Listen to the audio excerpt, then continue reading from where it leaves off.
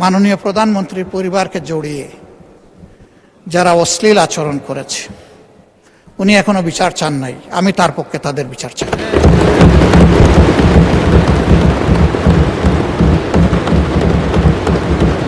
ওনার মেয়ে, আল্লাহ তাআলা আমাকেও 2টা মেয়ে সন্তান দান করেছেন। আমার মেয়ে, ওনার মেয়ের সম্মান মানে আমার মেয়েরও সম্মান, মানে আমাদের মেয়েরও সম্মান।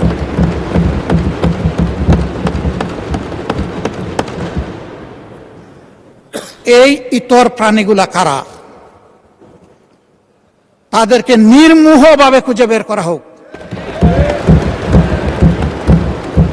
প্রিকনসেপ্ট কোন আইডিয়া থেকে নয়, ব্লেম গেমের জায়গা থেকে নয়, ভেরি ট্রান্সপারেন্টলি এটা বের করে আনা হোক। আমার নিজের দুঃখের কথা নাই বললাম, একটা মানুষ বয়স হওয়া পর্যন্ত সব সময় গায়ে কাপড় রাখার চেষ্টা করেছি। মা বাপ যেটুকু পেরেছেন, আমি এখন যেটুকু পারি সামর্থ্যের আলোকে। কিন্তু আমার যে কতবার কাপড় চোপড় খুলে ফেলে, নিজেরটা আমি কারে বলব?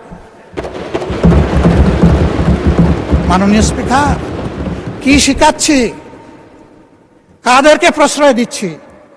মনে রাখবেন, আমাদের কেউ যদি এদেরকে প্রশ্রয় দেয়, একদিন এরা আমাদেরও কাপড় নিয়ে টান দেবে।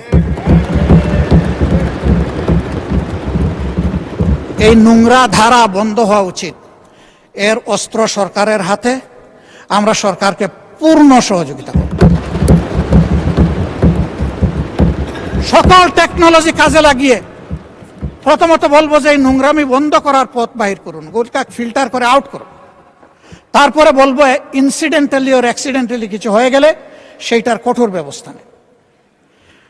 আমি সংসদ সদস্যরা 2 জন দাঁড়িয়ে তাদের নিরাপত্তা চেয়েছেন।